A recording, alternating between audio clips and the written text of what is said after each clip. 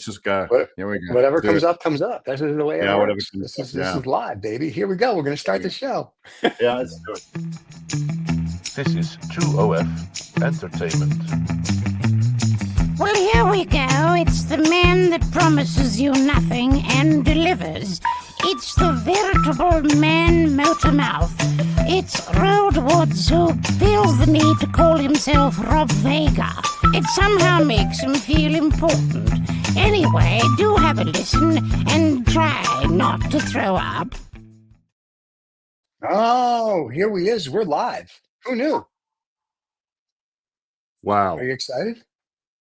I don't know what I am anymore, Stephen. I am left is right, right is left, up is down, down is up. I know. Nothing is real. It sounds like Hilda's House of Pain every Thursday night. So well, it's the world we live in. Yes, facts are what you want them to be. Yeah. Opinions are fact. Fact is opinion. Yeah. It's good God. I mean, I like to think I read a lot, and I don't even know what the hell is true and what isn't anymore. There's so many. I bet you didn't read this 2 seconds ago across the FT. Russia says they don't want a ceasefire. They want long-term peace talks. Basically, that means they just want to move into the Ukraine. So I thought that was pretty interesting. I think, well, that's nice. Yeah. Trying to help out. I don't know where to start. It's just been such a crazy, stupid time. Where should we start? You can start with the State of the Union if you'd like. I'll start at something that happened a while ago, and then we'll build into the local situation. So, okay. So just to be clear, anybody who doesn't know me, I don't have anything personally. I don't, because I don't know them well enough. I don't have anything personally against any political leader because I don't know. Elon Musk. Well, is he a political leader? I guess he is. He's your president now. So yeah.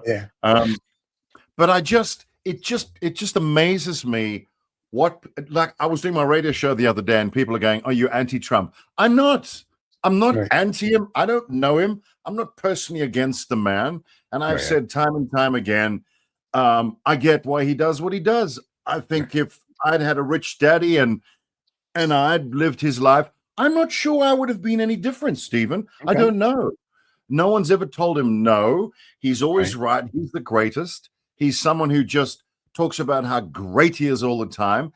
And I keep going, okay, I'm waiting for the punchline. And then there isn't one. I go, oh, who does that? Who walks around in company and says, I'm just fantastic. I'm so smart.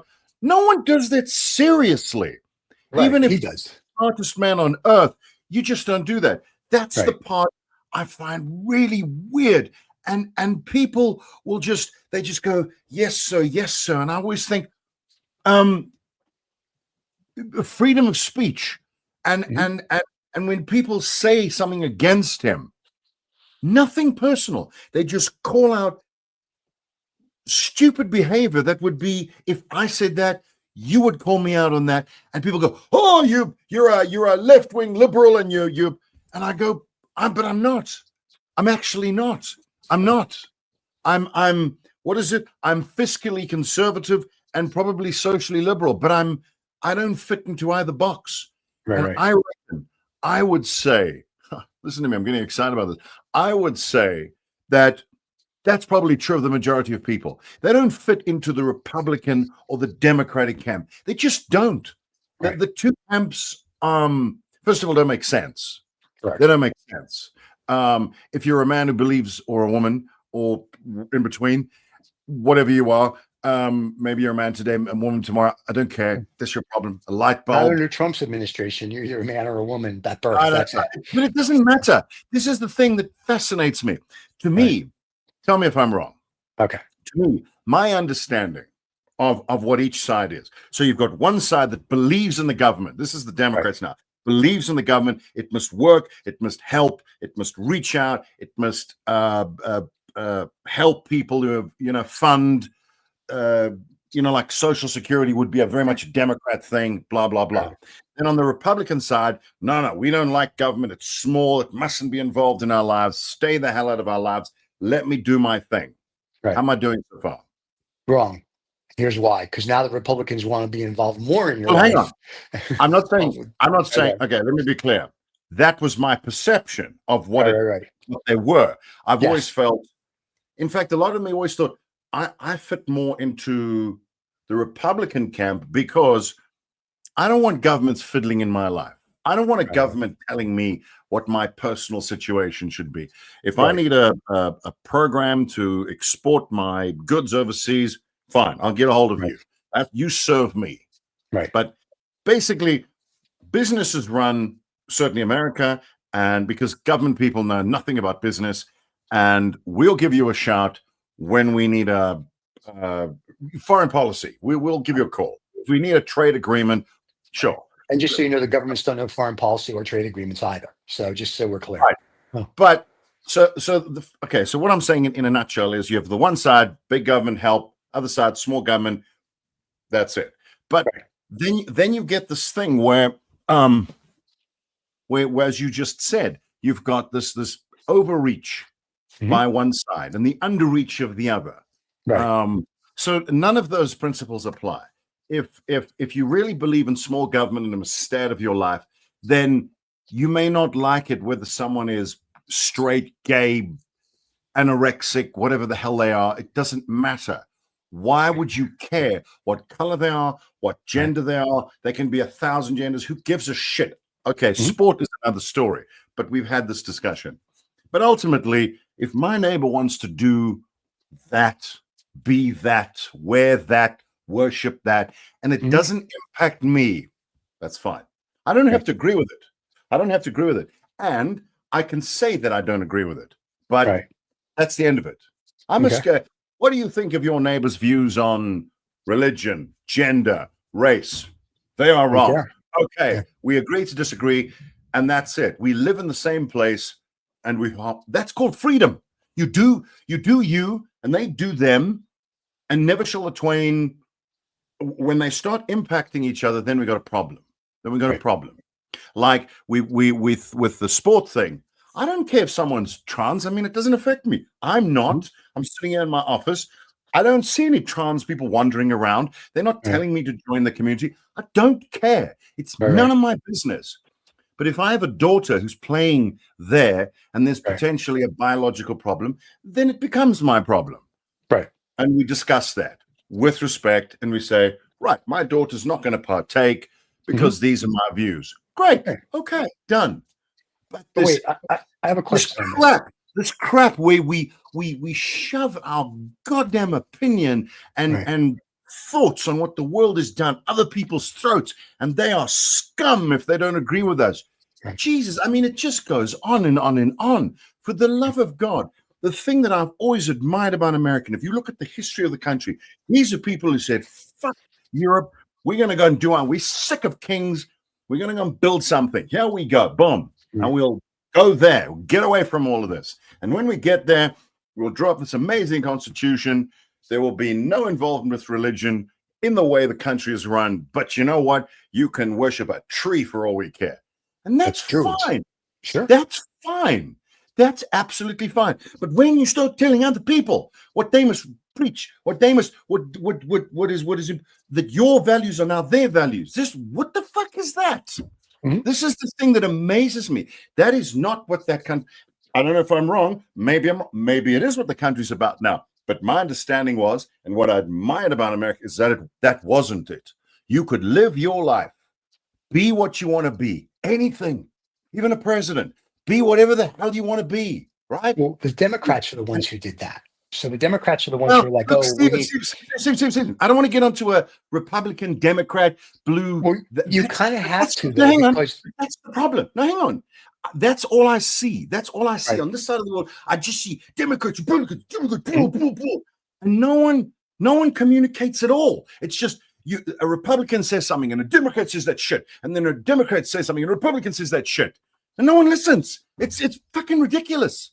And now you've got a guy in the office who I don't blame. I don't blame him. I know why he's there, because people got fed up with being told what to believe, how to operate, where to go, what to do, what to see, what they must believe. And they said, fuck you. We're going to get a guy in there who's going to tell you all to fuck off. And that's exactly what he's doing. And that's why he's actually, there's no surprise. And everyone's going, oh, look what he's doing. Look what he's doing. Yeah, but you pissed all those people off. Right. Now, my problem is you've got the anger flowing one way, then it flows the other way. And therein lies the problem. What happens when you get to the next cycle and people go, ooh, hell, that was a bit nasty. Look what's happened to our stock markets. And oh shit, is that how tariffs work? All right. And there's a flip. And let's be honest, Stephen, there has to be like a 10% movement one way or the other. No one, with a few notable exceptions in history, there haven't really been like majority this and majority that. It's an argument that moves from one side to the other. So at the next election cycle, the Democrats who take back the House, they could get the Senate, whatever, blah, blah, blah. Because the margins move like that, which is exciting, but freaking annoying because fuck all gets done. And that's beside the point. And then I go, shit, China, I see what you're doing. No, but you got it. This is why the Chinese can do what they do. I'm not saying I agree with it. No, I'm not saying I disagree with it. But they go, this is the way we're doing it, and that's the way it is. Can we debate it? No, because we decided.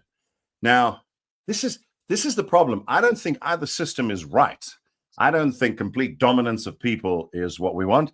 But at the same time, there's got to be some fucking leadership. There's got to be some, and the problem is the person you put in that position, they've got to know what the fuck they're doing. Now, I think you've got a situation where you've got a guy, like I said, I probably would be just like him if I'd had his life. I can't say I wouldn't. Can't say I wouldn't. Okay. Can't say I wouldn't. So I can't blame him. But there he is. He's doing what he promised.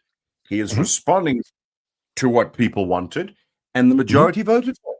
So, and he's putting us in a depression. He's putting us in a depression. He's killing the stock market. He's killing global trade. It's nothing. I know what he's doing, but I'm saying there's nothing undemocratic about it.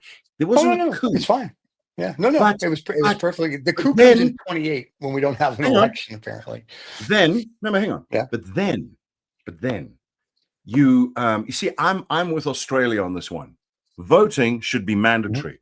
That's one thing. If you sign up to the club, if you agree to have all those benefits, be the world superpower, whatever the fuck that means in 2025, whatever it is, if you're going to assume the position of leadership, then you assume all of it, the whole lot. You assume the responsibility to be informed more than anybody else. Don't worry about being number one. Be the most informed. Be number one informed. Find that out. If you're sitting in that top job, you've got to know. If you're not prepared to do that, get out of the office. Hand over power. But here's what I'm saying. When it comes time for voting, and there will be people who disagree with me. I could give two shits. Vote. You got to be there. Find out. Or leave. Yeah. That's the price you pay for being in the club you're in. That's it. Yeah. As Chris Rock or one of them says, you're lucky to be, like American citizens. Take the responsibility seriously. Or fuck off to Guatemala. It's fine. No one's stopping you. Go. Hey, let me make your day. Go ahead. One thing. What I want to say is this. But don't, for the love of God, sit there and say this is wrong and that's wrong when you've got, what is the voter turnout? Remind me, Stephen, percentage? Oh, like very low, probably like 30, 40%. Right. So 60% of people couldn't be bothered to be involved in the most important election. And this I will agree with. It is the most important election on the planet because it's connected to the biggest economy with the biggest influence. So fucking show up. Otherwise, leave. But at the same time, if you don't go and vote and you don't show up, then you need to shut the fuck up. That's what I'm saying. And there's so many people who I'm pretty sure didn't vote. The same shit happened in Brexit in the UK. Oh, we're never going to leave the EU. Guess what? Shoot yourself squarely in the foot. Boom. Because the people like let's put it this way. The Brexiteers and the Trumpers are very committed. And I respect that. I respect that. They show up. They're there.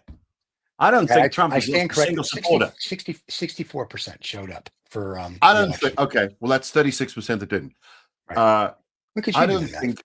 I don't think he's lost any support, because if I was someone who voted for him and I look at the rallies and I see what he promised, that is exactly what he's doing. That's not true. That's not true. The Republicans have stopped having town hall meetings because they're getting bombarded. Now, let me just tell you what just came across. Tell me what happened. The FT wire. Now that I've thrown stones in the pond, created ripples. Go. So first of all, Trump threatens 200% tariffs on EU alcohol imports, wines, champagnes, and alcohol products. Basically, France and the EU, thank God it's not on Scotch. Love that. So that's it's all that pussy drinking for fairies. And the other thing is, now on Republicans and Democrats, let me just say this: the problem that they have, both of them, is they forget they're Americans, and if they would approach their job as Americans, then we would not have the problems that we have as we see today. Just FYI. What does that mean? I think I know what it means, but tell me what it means. The problem is that what happened is that each side is a cult, right? The Democrats are like, oh, we've got to recognize the Republicans are going to screw you, blah, blah, blah, blah, blah, blah, blah. If they just said, we're Americans, and how do we make America's already great. How do we make it better? It is. How do we take care of our people? You're an American. Right now, what they're all trying to do is, how do we get rich? How do we profit from being in office? How do we do this? Oh, fuck those 300 million people that, voted for us, so to speak. We don't give a shit about them. How do we make ourselves oligarchs? And that's what's going on. We've lost sight of the Constitution. We've lost sight of what it means to be an American. We lost sight of what our democratic society is. And because of that, you have the bullshit you have today. It's that simple. I mean, your rant was very nice. But really, that's it. That's the problem we have. People don't realize, first of all, we're all stuck on the little blue planet together. Second, that at the end of the day, if you were born and raised in America, you're an American. And if you became an American citizen because you came from another country, you're probably more patriotic than the people that were born here. But I would say that's true. I know that's true. The idiots that are in the Congress, the Senate, and probably the local idiots as well, all are like the Republican this, the Democrat that. Nobody gives a shit. If I was going to run for any office, I'd be like, fuck, I don't give a fuck. I call it the American Party. I'm an American, born and raised. Well, I'm a New Yorker and then an American. Close enough. The New Yorker Party. And I'd be like, I get it. Yeah, here's what we're doing, kids. We're going to make the country good for everybody. You want to cut out transvestite mites from USAID and transvestite plays in Uganda? Fine, I'm good with all that. Now take that savings, start investing it in America. Let's get rid of our poverty. Let's get rid of hunger. Now they want to fuck up the education system, so rich people get educated and poor people are going to basically have a civil war and riot, I guess, or be slaves. And I'm like, why don't we fix the country? So the problem, and we've talked about this before, is that these guys are going A, B, C, D and stop. What about E through Z? And they don't. And that's what, and we've talked, I don't know if we saw it in this show, but on Lost Dollar Business Club, we were saying on the USAID, if I'm like, there's all this waste, and they had the 47 pages because they read from it. I mean, you were telling us like your daughter works for a center that gets funded by us to look at diseases. And I think on stuff that's bullshit, like a transvestite play and whatever, you can go line by line by line by line. And instead of cutting everything out like a bunch of idiots and did nothing, you could have done it over a 3-month period, had this better effect. Or when you got rid of everybody at the Nuclear Regulatory Commission and you had to hire them all back because you realized that they guard our nuclear weapons and control nuclear waste. You're like, oh, that's a mistake. Yes, because your guy from South Africa's moron. I know. So my point is that, and then they got rid of everybody at Veterans Affairs, and then they had to quietly hire them all back because they realized the veterans are going to get upset. And these guys from like World War II, the Korean War, and Vietnam have like, tanks that they brought home, and they're afraid that those are going to come down Pennsylvania Avenue. So the problem with it is, and I've said this before, I'm all for the idea of what they want to do. I think they need to get somebody in. I mean, Trump, you can be president. I don't give a shit. You need to get rid of this South African monkey. He's done. He's useless tits on a bull. And I don't mean monkey in a bad way. Wait. Objection. Okay. We revoked his status 30 years ago. Okay. Stephen, he's a U.S. monkey. You made him You I broke make him, him. you can keep Yeah. him. Ah, There's shit. nothing. Anyway, There is yeah. nothing South African about him. Okay, So, well, yeah. get rid of the monkey then. Whatever he is, Yeah, send him back to American, Mars. South Africa. I don't care. Let him go. I don't give a fuck what he does. Just get rid of this guy. Yeah, get rid of him. And I agree. bring somebody in with a few IQ points and says, okay, we're going to cut. Listen, a housewife from Dakota could do this job. She's I going to take a agree. piece of paper and go, let's see what we have. Oh, this is yeah. bullshit. And so you just start lining things out. Leave it. And then when you've figured out what you're cutting, then you can look at, do we really need, I'm making up a number, 10,000 people in this department. Like yesterday, they let off 1,500 people in the Department of Education. Now, no clue what the Department of Education does, but it would seem to me that I'd want to go in there, go, what do you guys do? And if it's bullshit, it's like, let's get rid of it. And if you don't really control anything other than giving money to the states to agree with me, the federal government, then it's a lottery, right? I can spin a wheel and go, congratulations. You need someone with more bite and less bark. The problem is, Yeah. I've said this before, and this is patronizing as hell. I could give two shits because this is what we do here. We don't care on the show. Right. Basically. Whatever exhibition, whatever this is, whatever we're doing, we're not about, got to be, no, I don't. I'm going to say this. I grew up I was raised by a single mom. My dad was around, but I was raised by a single mom. I was the world's youngest male feminist. So there. I'm not patronizing anybody. I saw at a very early age what my mother went through, and then on the basis of that, my eyes were open to all we live in this massively misogynistic world, which is quite misogyny, anyway, that's why I say patronizing. But I'm going to say this as a guy. I mean, you're a guy, I'm a guy. There's something we have to admit inside every guy is this. I'm above this crap. I don't need to be doing this. Someone else can do this. Right. And I don't think that, I'm not saying there aren't women like that, but I think women don't quite have that problem like we do. And let me tell you what I mean. The idea of trimming down a government, making things more efficient, getting things done, good. Yeah. But here's the problem. It requires a shitload of work, boring work, tedious work, administration. And I still think, not all women, but the right woman, their minds are better at this. I don't care if people disagree with me, tough shit. I've seen more. I've worked with, as maybe your experience is different, but the people who, it's almost like they have a corporate humility. They know what needs to be done. They're absolutely prepared to do it. They'll work for 5 hours on the most boring shit because someone has to get it done. Look at how most homes around the world are taken care of.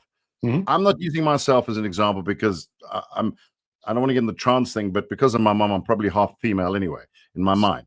But typical guys, you see, I'm throwing the stones, buddy. But seriously, most of my mates couldn't really give a shit about things like cleaning the house, getting things done, because someone else can do that, or don't worry about it. Women are much more concerned about it, getting the basics done, getting things done right. Now, I'm saying you've got possibly the most narcissistic twat in the form of Elon there, who is above everything in his mind. And he is the guy doing what? The grunt work to make the government more efficient. He is the last person that should be doing it. The idea is excellent.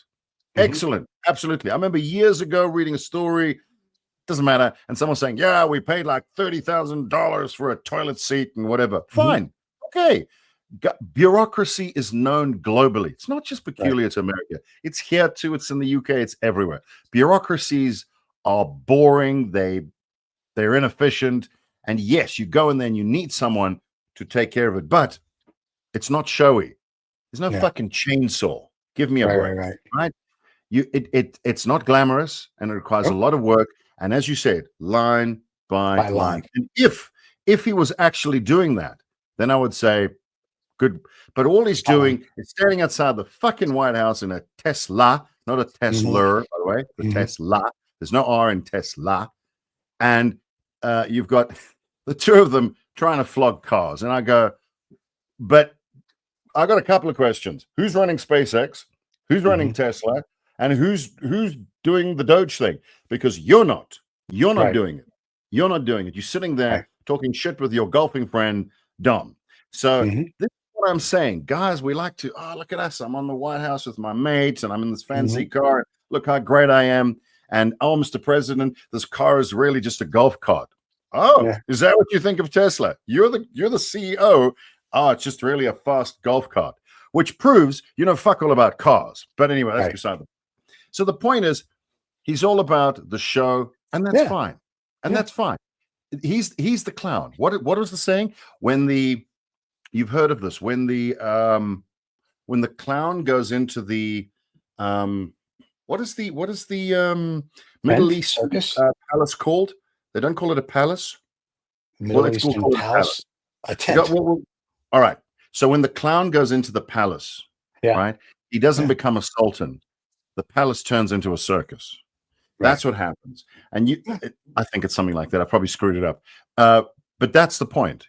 It's become a joke. Now, if I was watching The Apprentice reunion, I'd go, this is magic. And he's right. Him having a fight with Zelensky, that was great TV. Yeah. But the problem is, there's some massive truths that are connected with that. And the weirdest thing is, I looked at it as an outsider, and I could see mistakes on both sides. I'm just going to say that right away. I watched that interview. Now, first of all, I'm going to say this at the risk of getting shot into a million people. I don't care.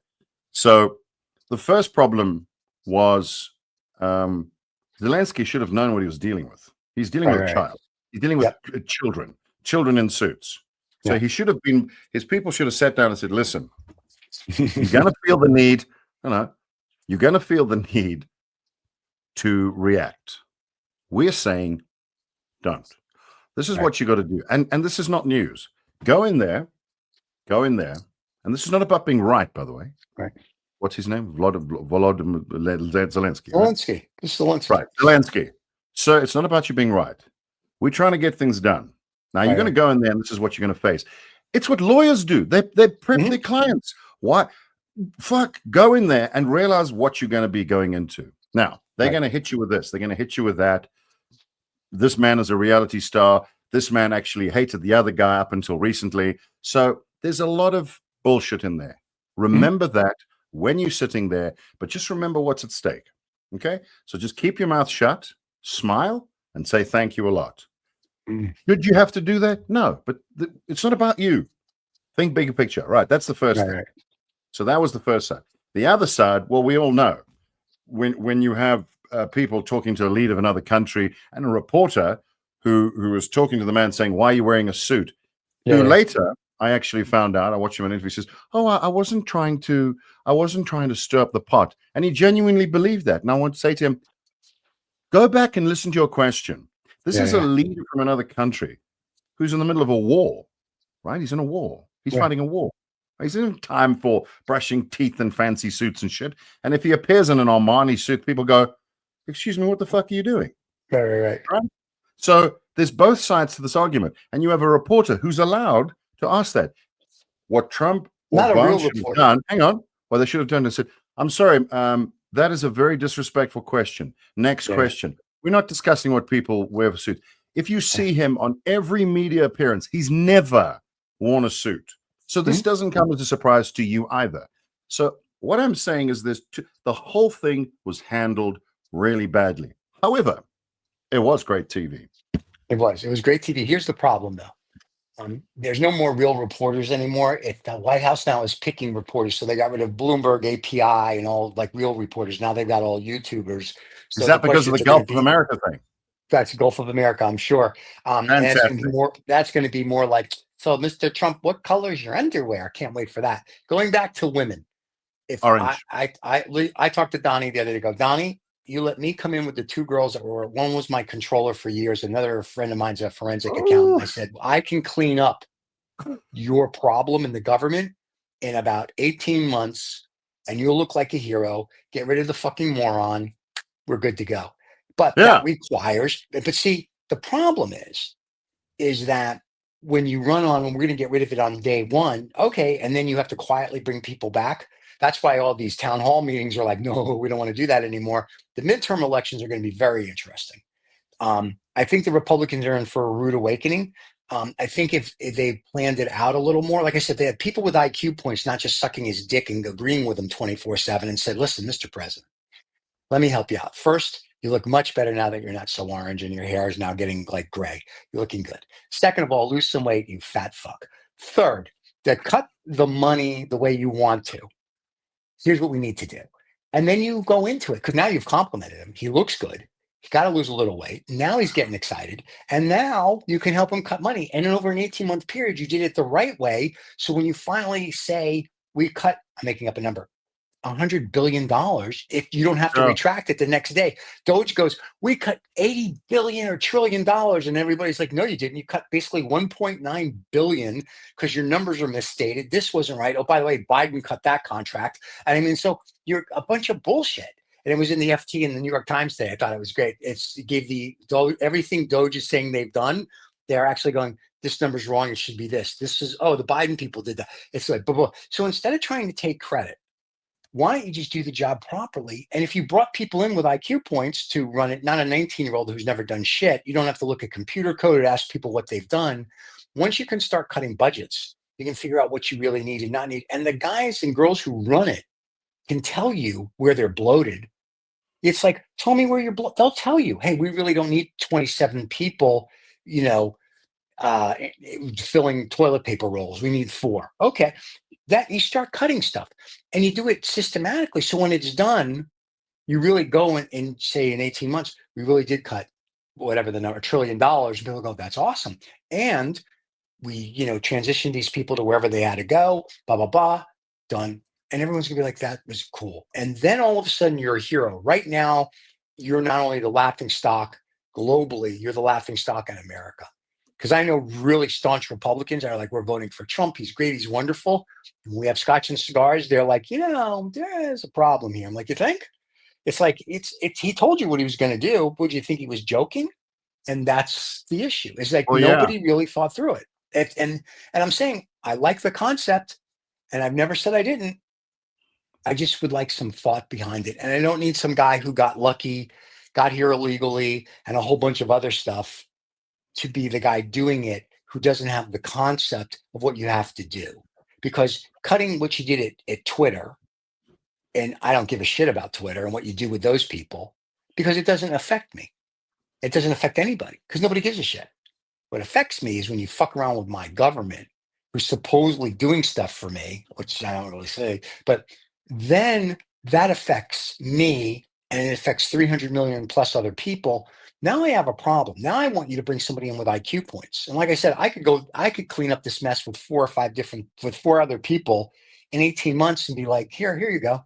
And it won't be sensational, but when at least we say, hey, we cut X amount of dollars, it'll be correct. And not sensational. So Stephen, well, me neither. Well, I know nothing, which is great. So fine. Yeah. But then I'm not running for office, and I'm not telling foreign presidents how they should dress and insulting them in front of my president. So that's the thing. I get to be stupid and ignorant because I'm not sitting in the Oval Office with an expectation of decorum and restraint. Right. The thing for me, you're talking about Donnie and all that and Elon, and I just thought to myself, what you said, how much you got to praise him and say you look good and all that. Yeah. And as you were saying that, I mean, I know we know this, but I'm just going to mention this. You've got 2. I'm going to use the word men loosely. 2 men, male, non-female people who non-chest feeders. I don't know, whatever. But they both. I guess this has dawned on me before, but it's dawning on me now. This is why they love each other so much, because they love being loved.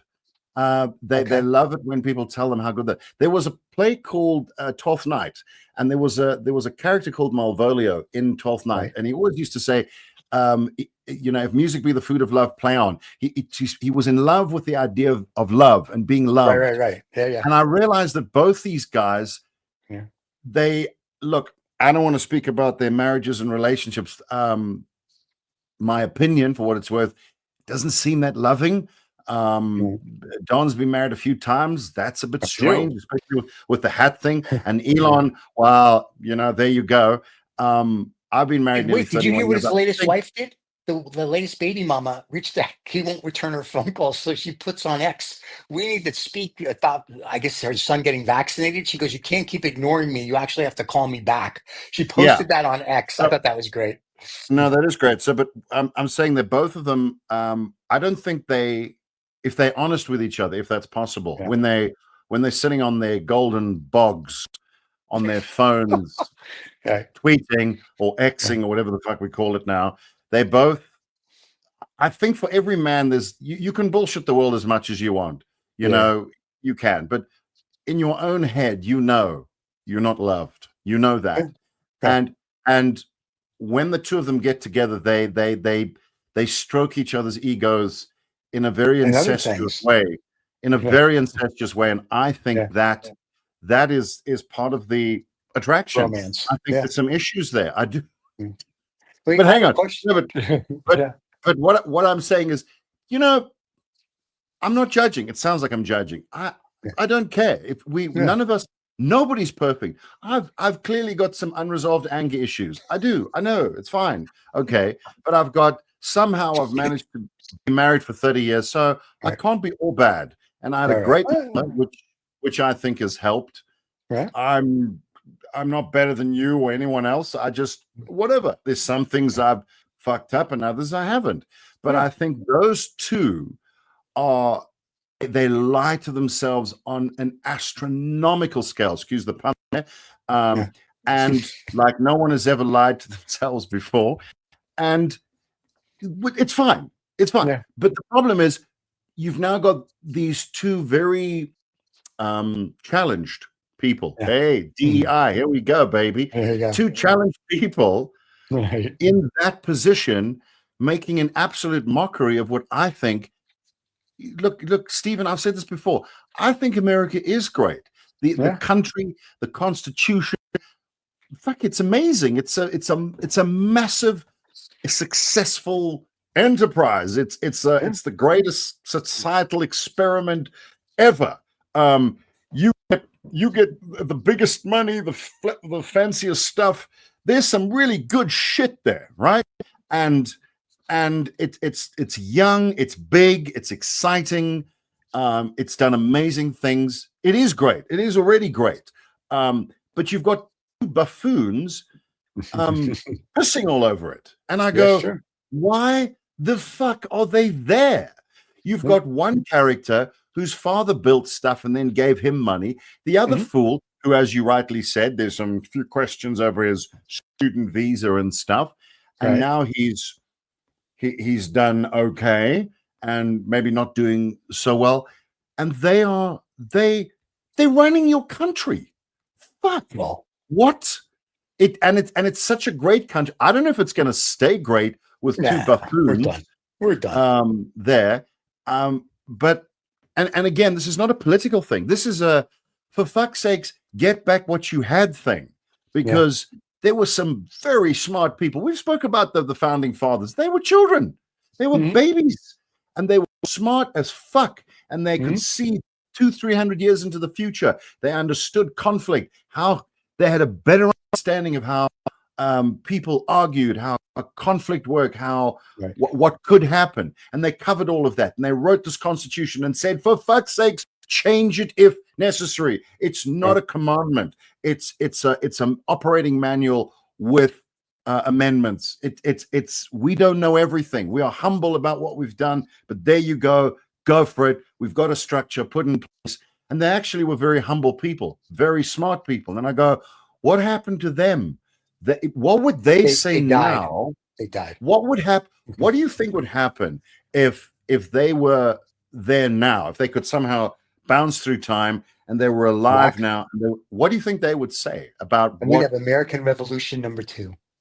You think so? Oh yeah, I think they would be like, this is what's this fucking this place? Isn't what we wanted. Go back to the old days. Yeah, Georgie would be on his horse again, and there you go.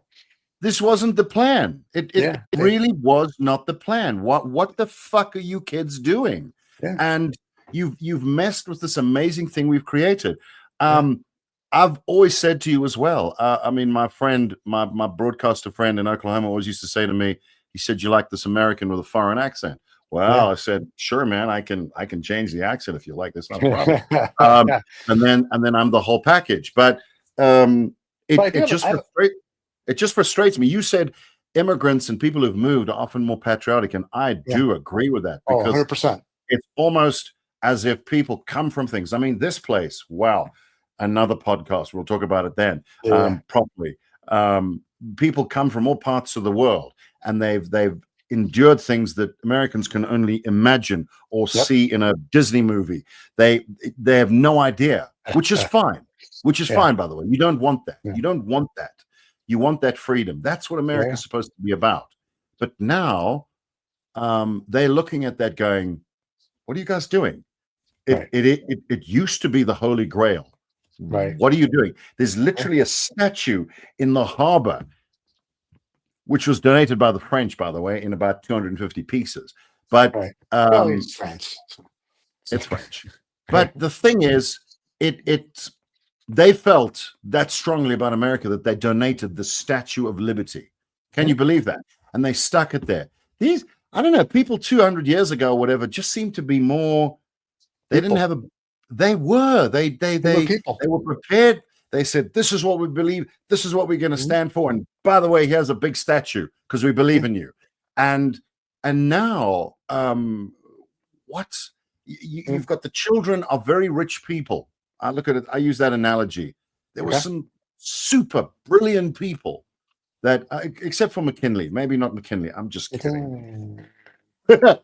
or Truman. But anyway, I'm not going to get into that. But the point is, he was from the show me state. He got in trouble showing the staff things all the yes, time. I know. But by and large, you had some truly great people.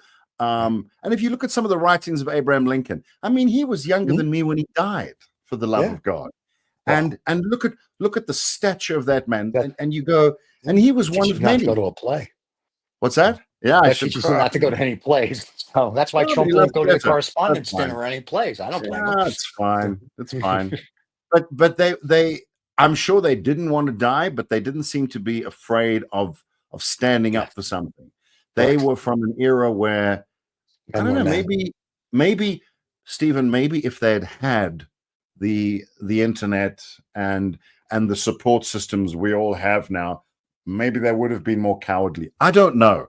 But the point is they didn't have that. What the fuck is a support system? I'm from New York. You know what your support is? Your support is you. That's your support system. You count on nobody but you.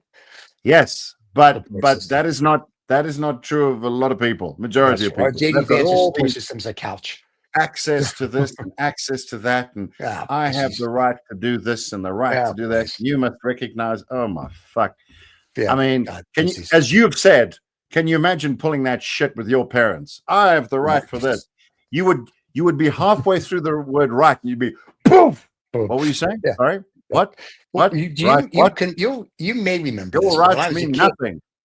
Before they made the safety belt law, and the back seats and the front seats were just these benches that you sat in.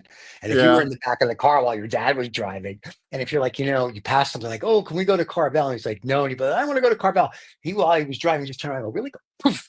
And he'd be like, "Okay, I don't want to go anymore." Like, boom. And back then, you got in a car accident, and everyone would die because there was no safety belts or airbags. They just hosed the car down and sold it to somebody else. It's like, okay, everything's vinyl. There's no leather, and the dashboard. The thing made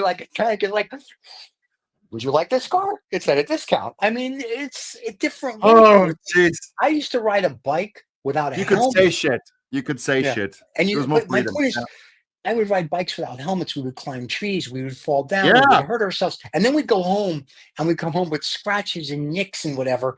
And my mom would say, "Did you break anything?" I'm like, "No." And she goes, "Okay, we'll put the back team here, here, and here. Go take your shower." And I'm like, "Okay." I mean, even when I played Pee-wee football, or even when I rode a bike and I would come home and I would look like I just came out of a war. My dad would be like, "Oh, you had a good day?" I'm like, "Yeah, I'm good." It's like, "Okay, go take a shower, clean up." Today, if a kid goes outside, it's like, we got to put the helmet on him. We're going to put some elbow pads, some knee ball pads. We're going to put a vest on him, and we're going to put a tracker on him. When we were kids, I heard this comedian say, which is true. When we were kids, there was a television thing at 10 o'clock. It would be, "It's 10 o'clock. Do you know where your children are?" Yeah, they had to ask you because they forgot they had children. They're like, "Oh, yeah, I think they're upstairs." So they could be out playing. We knew when the lights came on outside, we should probably go home.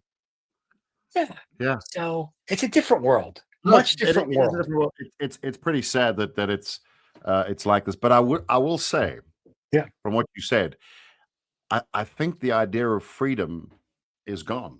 I don't think there's no I freedom. don't think there is no freedom. No freedom. And I think also there's so much information, just sort of circling back to what we were talking about. There is so much information that people don't know whether they're coming or going. And I think that's kind of where your orange friend is succeeding.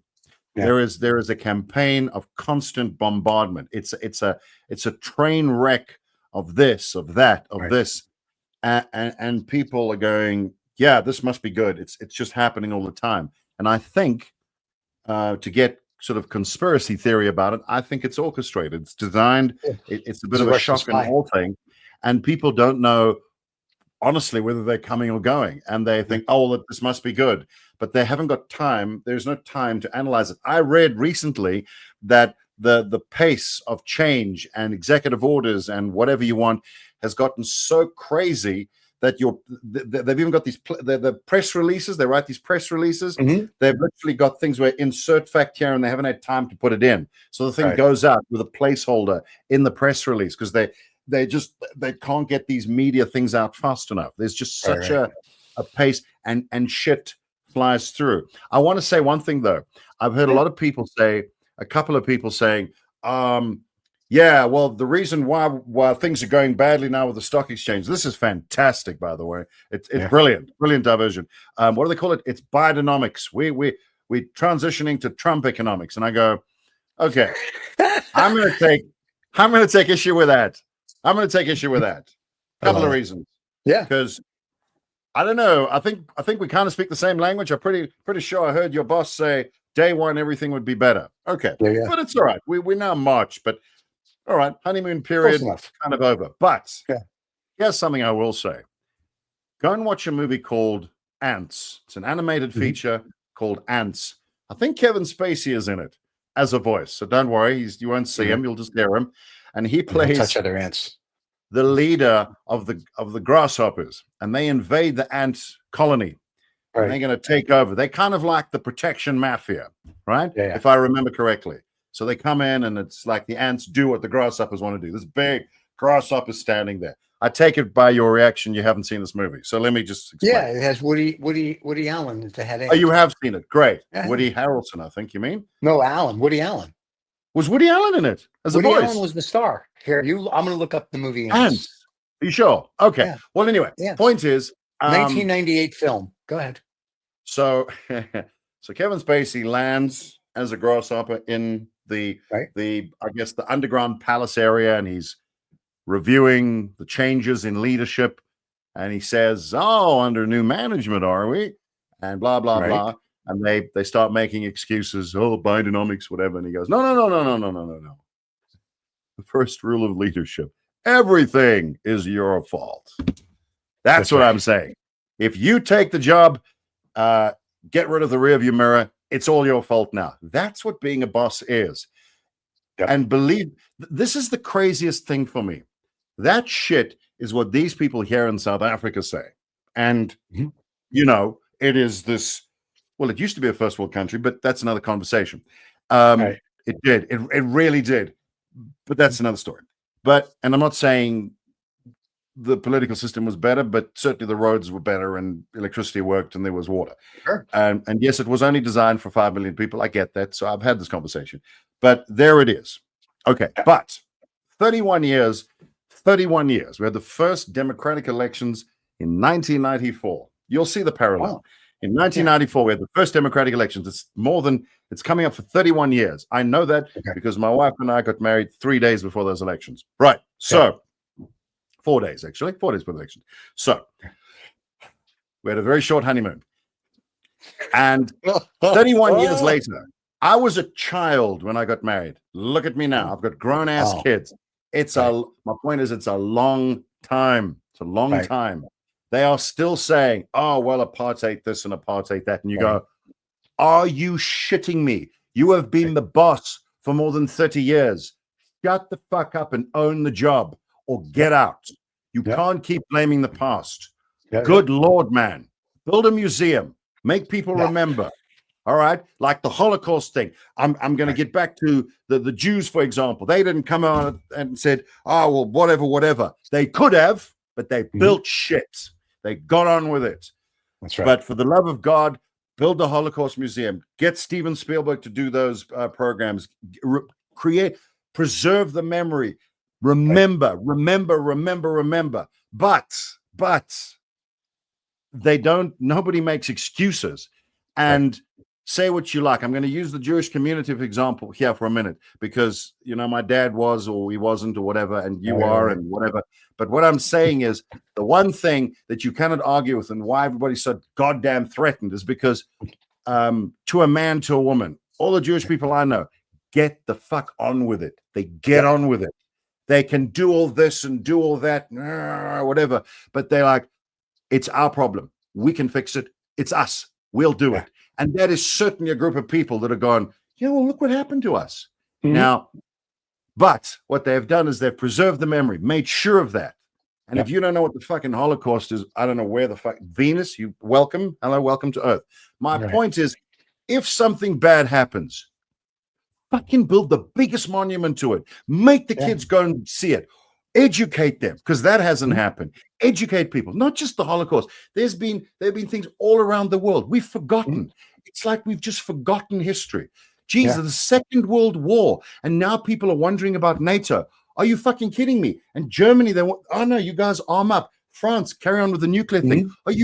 Are you insane? Read a fucking history book. And that was just the other day, right? So my point is, when you start bringing up the past, when you're in a position of leadership, you look like a fucking idiot. That's what I'm saying. You may be right, but that's not what people want. They vote for you. You appointed that position. You cut the past. You cut it back. It's gone. We focus on the future. People don't want to be running their lives looking back, because that's how you fall. I'm just saying. And I'm so tired. And when I heard these people say Biden economics, I'm going, fuck you. You've been in office 2 months. You Actually, didn't put the tariffs in. Biden left The tariffs weren't there. You did it. So stop blaming. What I'm saying is be honest about it, but don't stop blaming other people, because that's what the people here do. That's what losers do. Losers. That's true. Losers blame other people. So they really need to take that. Like Will Smith told Chris Rock to get his wife's name out of his mouth. Well, get Biden out of your mouth and own the problem. Well, that's a bad example, because Chris Rock should have either filed a lawsuit against him or had him arrested. Yeah, I know. But what I'm saying is get the Biden thing out of your mouth. But if anything goes wrong, Joe Biden's sitting there in Delaware right now, and he's going, well, he's got Alzheimer's. He's got no clue where he is. He's in Delaware. He's just dribbling. Uncle Joe doesn't know.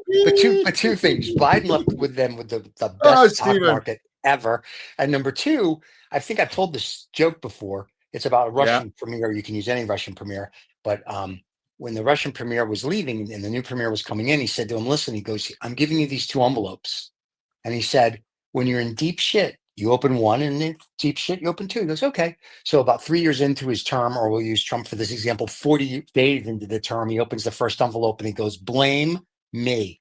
So he blamed the past premier, how terrible, blah, blah, blah, blah, blah. And everybody's great. A couple of years later, shit hit the fan again. He opened the second envelope and it says, write two envelopes, write 2 letters. So to your point, you can only blame Biden for so long, and Trump blames everybody. Obama was terrible, Clinton was terrible, Nixon was terrible, George Washington was terrible, everyone was terrible. Trump's the best. And people are really getting to a point like, no, we don't give a shit, because he says it's going to get tough. We're going to have inflation. I don't want to be rude or anything, but we never came out of the 2008 depression, not a recession, but a real depression. And if this keeps going, we're going to go into a deeper depression, not recession. And you're going to have a bigger problem, because people won't be able to afford things. There won't be jobs. So you have anarchy. So if you want to be a dictator of like a Russian state, you're doing a great job. But if you want to be the president.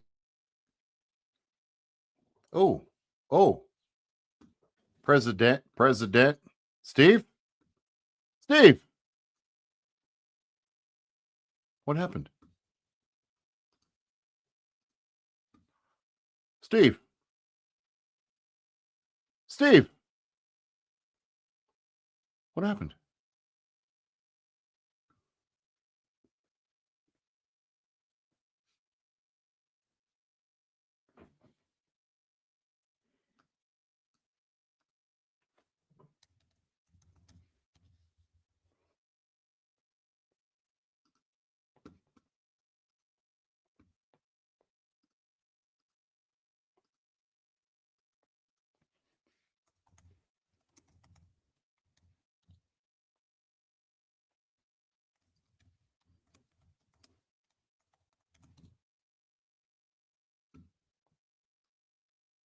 Steve?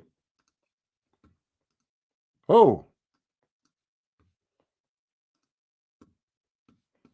What happened?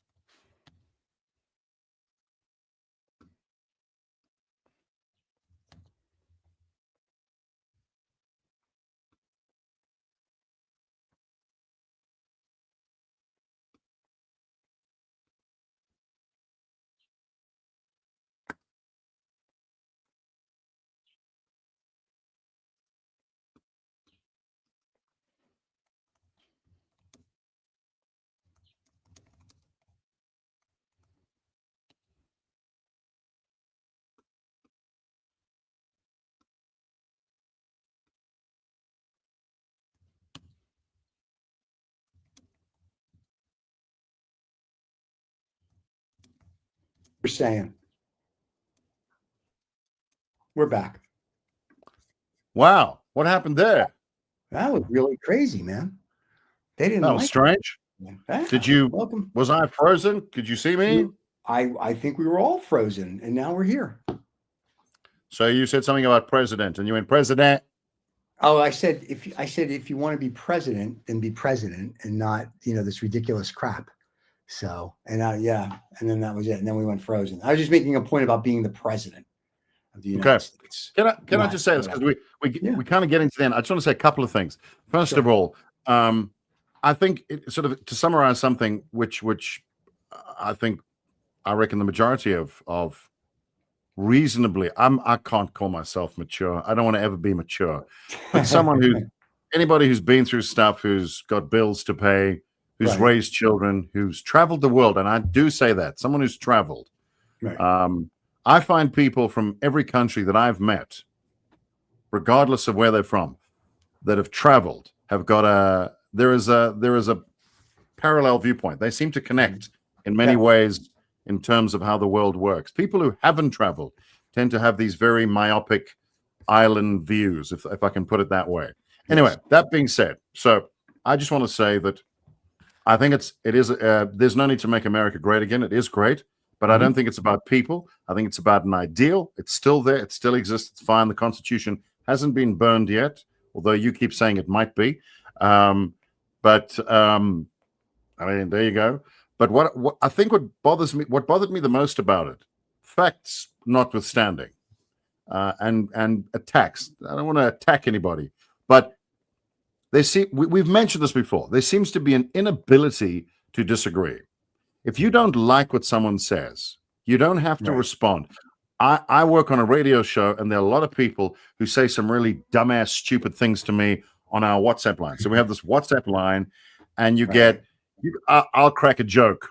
I'm going to do my nun joke. I must do my nun joke before I go. You did your nun joke. I'll tell huh? You did it a couple weeks ago, the nun joke. Did I do the nun joke? The one this is about the cigarettes and the contraceptive. Have I done the nun joke? No, it wasn't the nun joke. All right, I'll think of okay, it wasn't the nun joke. All right. Is it the carpet? Have I done the carpet one for you with the woman with the carpets? Nope. Carpet we haven't heard. Right. I'll do that one for you. Right. So here we go. Okay. Anyway, so I tell these idiotic jokes. Yeah. And you'll get 6 people, 7, 8, 9, and then it goes, hey, big smiley emoji. And then you'll get one guy who goes, that's not funny. But that's fine. There was a leader, I think it was Franklin D. Roosevelt, who said, and it's the famous quote, you can please some of the people some of the time, finish it. You want to finish it? But you can't get up and walk because I'm in a wheelchair. Yeah, no.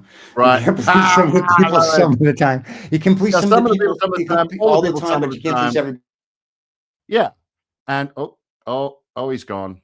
Steve, dear. But you can't please everybody all the time. You back? You keep freezing. You back? I'm right here. I haven't gone anywhere. And you keep going, and then nothing. Maybe it's just my connection. Maybe they cut the undersea cable again. The point is, probably Russians, bastards. I think what you probably find what bugs people most about the orange guy is this inability to just ignore criticism. You don't have to respond to everything. You can't. No one's going to like you all the time. I'm your favorite president. Incredible. Dude, grow the fuck up and be a president. Right. If you're a father, if you're a leader, if you're the CEO of a company, people will hate you. It's a fact. Your kids will hate things you do. There's no need for you to become a child, become an employee, become a fucking college student and go, why'd you say things about me? You're 70. What is he? 78 years old. Jesus. No, in the 80s? Is he 78? I thought he was in his 80s. Whatever. He's close. He's 80-ish. Okay. The point is, I hope to God, if I'm lucky enough to get to that, I will. And even now, don't care. There's a French saying, "Je m'en fiche." I don't care. Don't. For the love of God, why do you have to respond to everything? Every time someone says anything about him, he goes, "Oh, that guy's a loser. He's a Republican in name only. He's a writer." And you go, dude, you left the third grade 500 years ago, right? Yeah.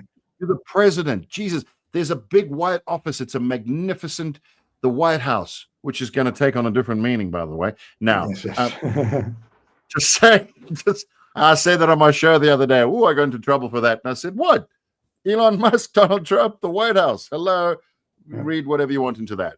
It's a joke. Fuck, it's a joke. All right. It's not really a joke. Really. It's true. It's fact, but we'll use it as a joke. So. But humor is good if it's got a hint of truth to it. That's why it works. It's true. There you are. It's true. Exactly. And it's funny as well. So you've got this magnificent country, this international stature. It's important for it to be preserved. You need someone. You have to have a leader in the world. Right. I'm sorry that who do you want to step into that leadership role? So right now you have oh, never mind. Huh? Underdog. Yes. Mighty Mouse. Any of them. All right. So I'll quickly tell you this. I'll quickly tell you the story. What else did I want to say? Before I tell you the story, I have to say I've bumped into a lot of Americans here in Johannesburg, a lot, and they're not tourists. It's interesting. There you go. Interesting. Right. I must have in the last week alone. It is a straw poll, I admit that, but I must have bumped into Stephen. I mean, obviously, I meet a lot of people at functions and events and stuff, but probably about 30, 35 couples and families in the last 70 week. People. I can do the math. Yeah. Well, they've got kids with them as well. Their kids are with them. That's when I know these people are serious. And not. So when you bump into them, is it like this? In department stores, buying the milk, buying eggs. Buying eggs. Right. Yeah, that's a long way to come for cheap eggs. That's all I want to say. That really is. What is the price of eggs there right now, if I may ask? A dozen. So I bought a dozen eggs yesterday. Yeah. It cost me $7.69, where it used to cost me $4.25. Okay. All right. Yeah. Jeez. And I used to throw at the people. So because they're right. Yeah. But now you go, hang on a second. This is I need to hang on. I don't want to. Now it's just like it's too much. All right. Well, anyway, so it's interesting. So the quick joke I wanted to tell you was there's this woman. She goes into a rug shop and she's realizes this stuff is way out of her price bracket, but she just wants to have a bit of a feel. So she's standing there feeling the rugs and feeling them, but she's leaning over. You see, she's leaning over. She's got her hands and like, oh, it feels so good. And as she's doing that, she gets carried away and she lets one rip. Let's one go. Yeah. And then she straightens up because now she's super embarrassed. She's like, okay, I hope no one did. Did anyone see me? Whew. Well, that was quite a bad one. And she's standing there taking in the smell. And there's a guy standing next to her. He suddenly notices a chap standing next to her and says, can I help you, ma'am? Now, of course, she's like super embarrassed. Sure. And she goes, okay, I've got to say something. She says, thinks of the first question. She says, well, how much is the how much is the rug? And he goes, well, if your reaction to feeling it was to let one go, when you hear the price, you're gonna shit yourself. I love it. Wait, before we go, tell the nun jokes one more time, because that is funny, and I've told it several times. Have I not? Didn't we tell it? I don't know if you told it on air. I think you told it off air. So tell it on air. All right, here we go. Before you tell that, tell everybody what lies between an idiot. Oh no, you have to do. Oh, what now? What borders on what is a what borders between an idiot? What Canada and Mexico border? Oh, what? Yeah, Canada and Mexico. What borders between an idiot, Canada and Mexico? I take no credit for that. Yeah, it's a joke. I heard it. Apparently, it was in a German newspaper called Die Bild or something. Anyway, those Nazis, they have good humor. All right, let's go with it. We're going to end the show with the nun joke, because this is hysterical, and then that'll be a good short. Go ahead. All right. So I think that's the same in the States, but here you're not allowed to smoke inside. So you have to go outside. Is that true? Is that same there, Stephen? Yes. You have to go outside. Right. Good. Okay. We have the same law here. All right. Good. But there's this one day, it's pouring with rain, and these two nuns trying to have a smoke outside, but of course it's raining. So the one nun pulls out a condom. She cuts the end of it off, pops a cigarette through it. Bob's your auntie. And the other nun looks at her and says, what's that? And she goes, oh, this is a condom. She goes, a condom? Where do you get those? She says, just pop down to the drugstore, the chemist. Yeah. Great. Okay. So she heads down to the chemist stroke drugstore stroke pharmacy, whatever you call it in your country, and walks in and says, hi, I'm looking for a box of condoms. Right. Now, of course, the guy behind the counter is like, wow, okay. Right. Congratulations. How big? What size? What must the condom be? And she goes, oh, good question. It's got to be big enough to cover a camel. I love it. Everybody, don't forget to subscribe and leave your comments. We will be back next Thursday with Rob Vega on Vaguely True, Vaguely News. The rebroadcast is on Friday mornings. If you happen to miss the show, and join us live for your own comments. Always good to see you, my friend. Thank you very much. And to all you penguins out there, don't send us any letters. We don't really give a shit. And to the Pope, you just keep causing the end of the world there, buddy, with those funny shoes. Cheers, everybody. Thank you so much for listening to this Rolled Woods Rob Vega, whatever the hell he wants to call himself, fellow. You know, this podcast thing, it makes him feel very important, and he's a difficult fellow as it is to deal with. So thank you so much for putting up with him, and do take care.